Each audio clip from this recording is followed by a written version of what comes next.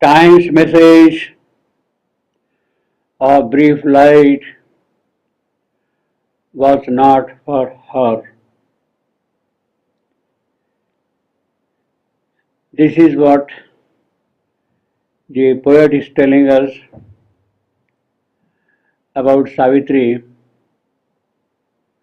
the incarnate divine force who has come here from eternity.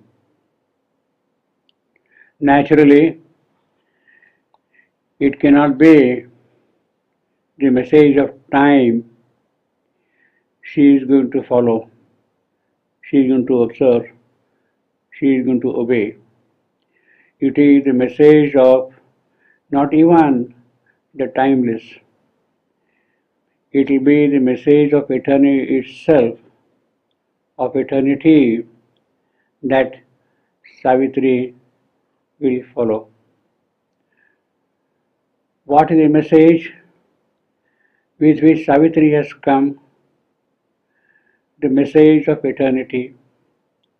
What is that? Savitri's incarnation is in the context of a great difficulty which was being experienced in the process of the divine manifestation here in the mortal world. There have been attempts earlier, but things were not happening. The divine afflatus would not stay here. It would come and it would go. It would return.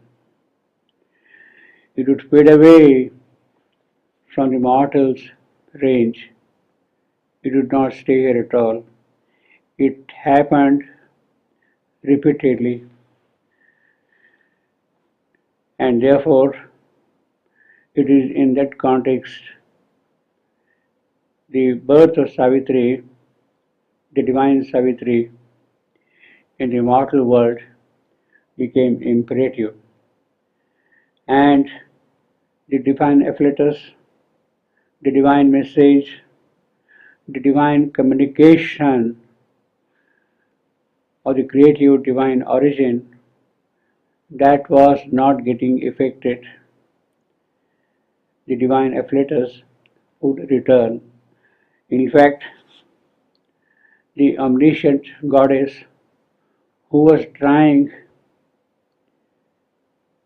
to change things here repeatedly, again and again, met the opposition of the inconscience in this creation. And it is as if things could not be done from over there. The divine goddess, the omniscient goddess, would come, shine in the sky, stay in the sky, but always the difficulty was a very little of the godlight could stay here. Only a little the godlight stayed here, and that made the birth of Savitri in the mortal world imperative.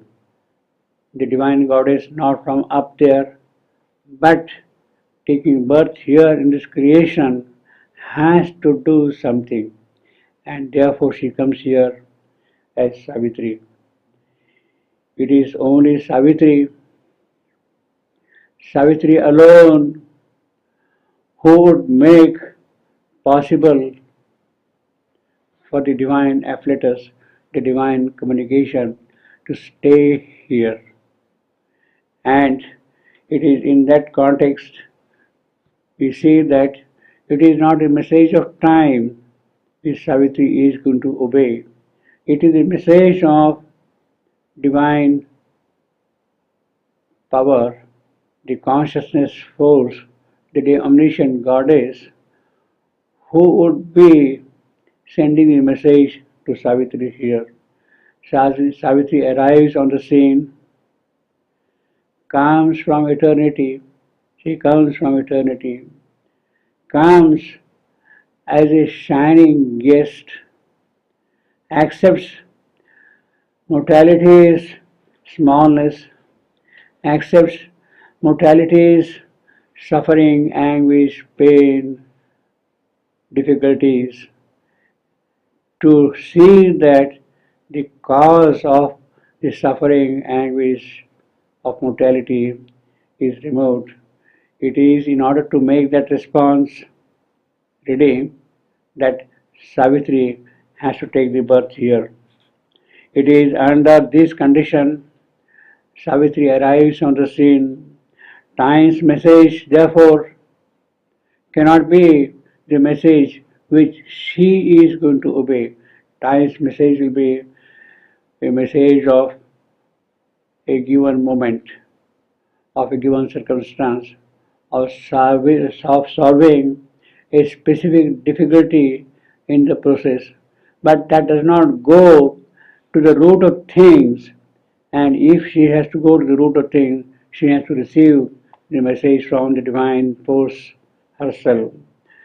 Time's brief message of light is not for her. Savitri comes here with the joy of the Supreme Nature herself. A vast and initial joy was once hers, but that joy would fade. In her soul, she brought delight that waits to the delight of every soul. That is the key to the flaming doors of ecstasy, to bring delight to every soul. She belongs to the supernature. She brought the joy, but that joy has to be a part of every soul here. That is the timeless message of giving the joy to every soul. That is the timeless message. There is the timeless message of light for human Savitri, Savitri who has taken the human birth, to give joy to every soul. Therefore, we can say that time's message of brief light was not for her, because her concern is to give eternity's joy, the joy of supernature to every creature kind, to every soul.